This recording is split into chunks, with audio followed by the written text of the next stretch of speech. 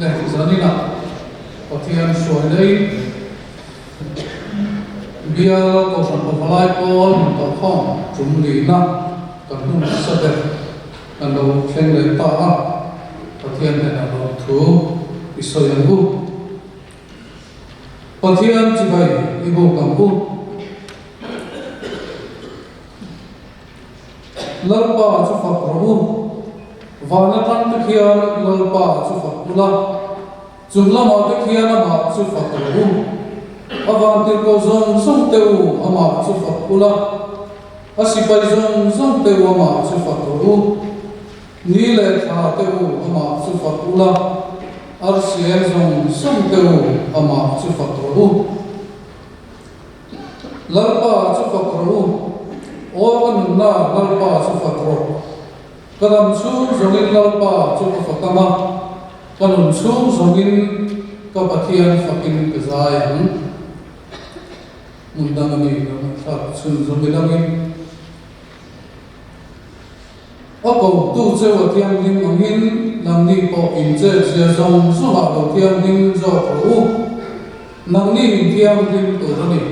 ei ka tiang ling siya. Thì giờ là những không, vậy mà cho anh trong tu, anh so mà pu lần lần so mà, rồi được đi về rồi được lại po trong đi một so pu. Và thiên linh chia pu, có lúc sao con đi đến đây thì có là không, bung thun trang sông đi bản tất cả sông đi bao nhiêu Kalau sahaja kita hendak itu orang yang tahu, belum tahu sampai kawas yang dia berbicara itu, boy itu tisa info tu tertuhi, masuk itu, mungkin kilo tu temai ama mikro lebih tinu sangat kuat. Lalpa kide cuy zo hu aru naru waktu cu lalpa deta indon di kiain di apian cu mikinta angat lebih lalpa ta angat zokin ca takin di tirau lalpa kristal boleh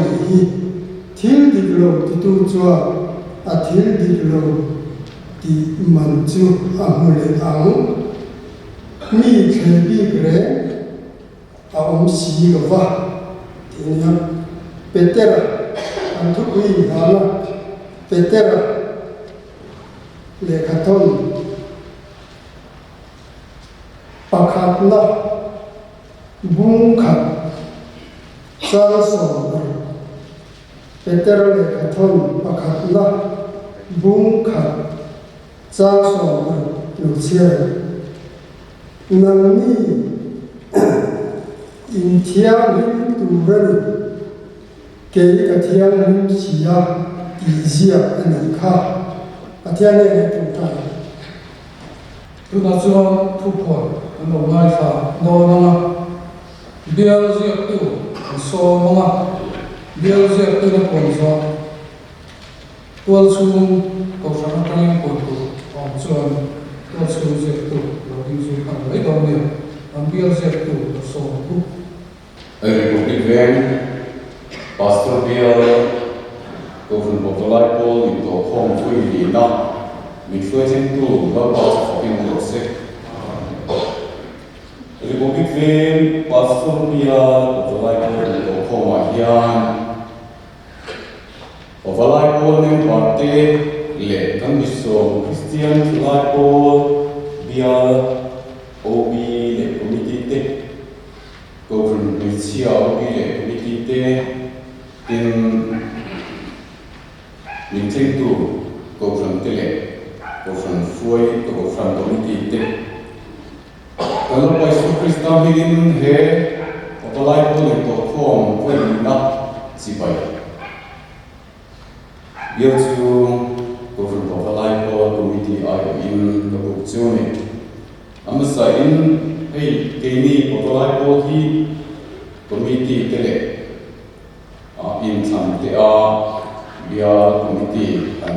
kal thin kan ni a chu wang chuanin in ber tre ti na te po nei try in tri a amasa in kan rui pu te tang hian ber tre ti na han nei ila an ni kalama biam te chu na di mai sela atra nge in committee member te po kan tam lo wa member te nan ki ula an ni po tun kun chawa chuan kan ro re na ma han chuan mai le lo tu te po an thia chu ba chuanin an lam ka wa ka lo te po no mang ko ran chu wa le che to wa te mi ma ta sa na wa te in kuna re lo man an ning dal ma pian te chu la ding sila ko le mai chin sila chu tiang tu chuan kan so mani kan bin chairman ni ku ar ni lela sanel kan thom chairman ani a tin kan vice chairman ku ar thang sama ni ko big fake chan ani tin secretary ku viso ya na press ve ki ma ani a assistant secretary dr lal ming mo ya te ni ko big fake ani treasurer ku zo mo ya ni ko big fake chan ani a Finance Secretary who are Moya, the Republic Vale, and Team Committee Member Lam Train, Republic Vale, Lam Asylum, who is Libat, who is Lerima, who Van Lerima, who is Muaka, Police Vale, Lam Train, and Lam Neila. Về mình tao khi mà ok chữ chinh môi ok zoom mình thằng usi liền đúng mà u liền môi zoom để với mình ăn quý sang thà usi lần việc sang u cô luôn à Republic về nó khăn lòng bảy cái này à number bằng năm đồng bảy nó sẽ là ular terima kalau mau tim polis di Jakarta kiri buya Republik Vin sangat cengen uji jam dia vanler suaya UF minta sami sami nak kufna tu sasui pun nani ah dokter terima usi dokter Pulau kita, lombong mai tintan ex officio dehi Zarina, or kita malam mai kalnya kehi kanan sesuai Cina, menurut dia pulau bukel buya Republik Vien sang anike, lombong mai kan chairman ke data lagi la thui bang ma ai ni bala chu wang chuanin tu chu la nun hi ron te ti du le ma selang in chu sang te lo vin ana na chok na e ring ngai ni tha kan sui ani kan singa kan te pi the reverend CEO chuan oma youth pastor ani a oi kin le ni sela alo me upa large kuma dia secretary sila ka along in member te kanin di anga hi kan reception te down tara kan kalza ni lo chin se along maya Republic Vale koi anting masapirila dia itu di mana along ni kan chatin le mai lòng mình chủ động lên police về lòng mình vinh địa hiền thi bản địa căn này là tụm bằng thì sao tay nó đang tầm tục xuống là bạn mà người được chết chuan cần đều thọ về anh ấy có biết riêng sang còn mình nhiều lắm lòng mình mấy tin hi conference committee conference overlay conference IO committee ada hi kan kim kheral bonga amai ro chu an din han siria umma pin ta chu khomai takin lo din ni ta sela ni na lo sela atra ame republic fe conference overlay ko tua chung conference committee IO upa pisilal buaka lo hemei upa sil ye chu ngi azin ni kashia police wing tring palalman ye nahi announce hoina boral ni upa kam ko masai lo hemei republic wing thamai hian conference committee IO sanin na conference ruata teni ria upa arlo kuya ani tin kan so te conference miltia obi au chunte mai alo ki le committee te koi no ni la conference committee miltia chairman lam chingui hi unan liana na ora la kana kalnge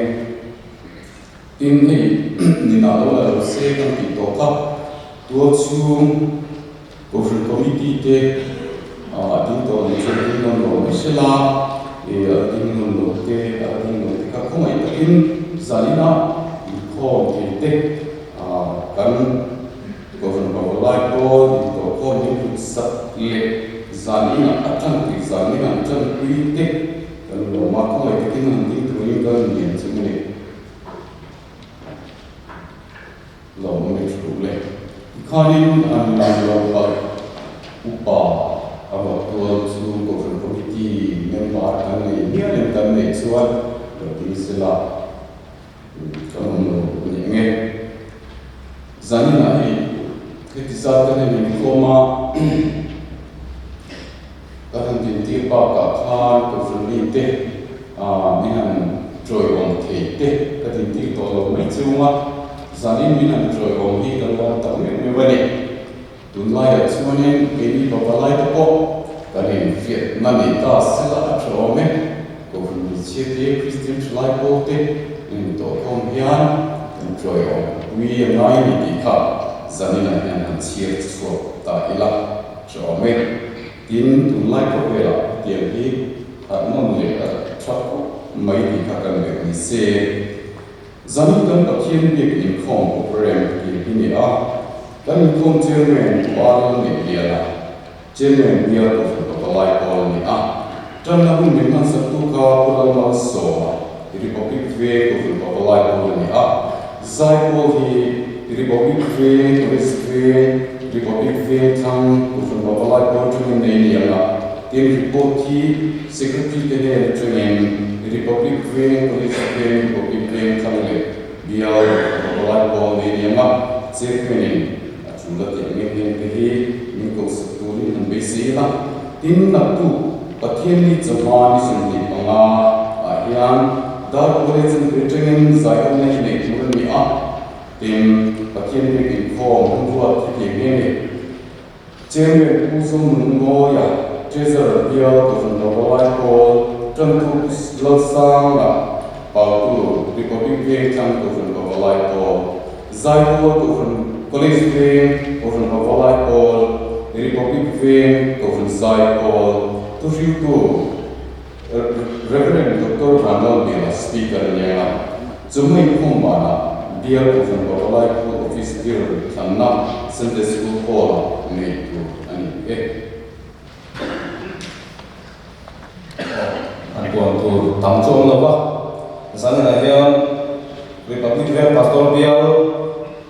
còn tao lại có in tao không hơi lì la bằng tụi nó đâu sống sống thế bằng không sống sống thế